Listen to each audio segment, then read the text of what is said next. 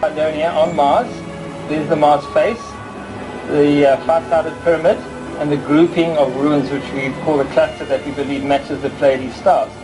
Now what I've done here is I've taken a transparency simply by going over all the detail on this photograph and marking circles over all the anomalies, even the small ones, the Mars face.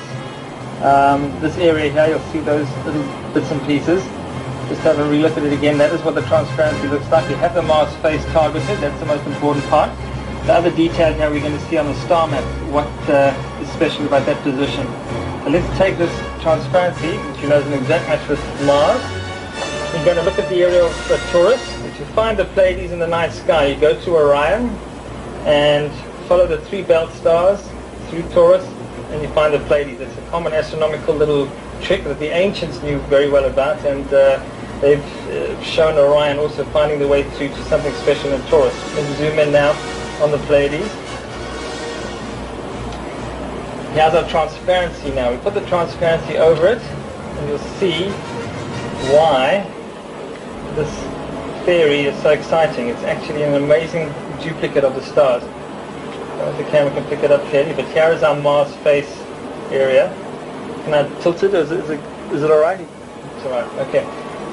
All these stars fit by magnitude with basically the size of the anomalies. Even some of the other stars in contention here have anomalies matching. There's a grouping down here that seems to match that other grouping on Mars. But more importantly, let's see what star comes into the position of the target. Now we know that that target is directly in place, so take the transparency away. We'll now zoom in this area. So let's look at the target area. Under magnification, I'm going to lock in on this star and run back in time. Now we need to find what star is in this area as we go back into time. I'm going to run back in hundreds of years per second, starting now. Watch the small star. There it goes. Run back now, 1,000 years ago. That's 0 BC. Now we're going back to 3,000 years ago. Over here. 4,000 years ago. 5,000 years ago.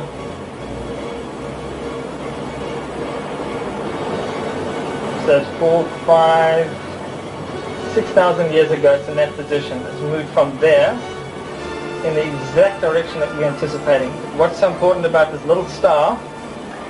This is our sun-like star that we're looking at, and it's 16 light years away, 15.74 to be exact.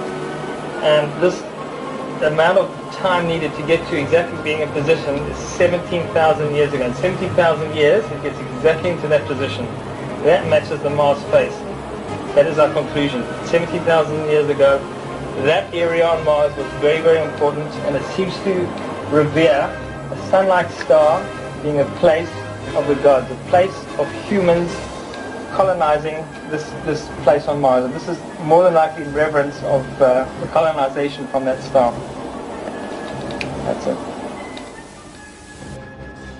When the great eye opens, the people of Eternia shall see you kneeling to me just before you die, or I shall wreak unforgettable harm upon you. Where is your strength? Where is it gone? Weak, withering, dying. Are you ready to kneel now, proud warrior? The moon rises to its apex. Do you hear? Huh? The Alpha and the Omega, death and rebirth. And as you die, so will I be